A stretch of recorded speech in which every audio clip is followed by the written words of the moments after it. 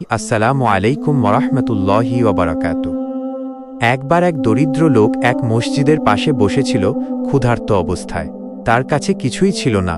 হঠাৎ এক শিশু তার মায়ের সঙ্গে হেঁটে যাচ্ছিল। শিশুটি তার রুটির এক টুকরো ভেঙে ওই দরিদ্র লোককে দিল। লোকটি কাঁদতে কাঁদতে রুটি খেতে লাগল।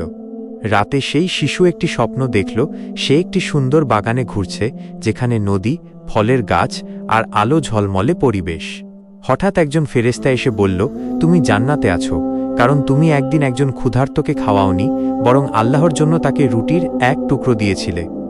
স্মরণ রেখো, রাসূলুল্লাহ সাল্লাল্লাহু আলাইহি ওয়াসাল্লাম বলেছেন, তোমরা জাহান্নাম থেকে রক্ষা পাও, যদিও তা আধা খেজুর দান করার মাধ্যমে হয়। সহিহ বুখারী।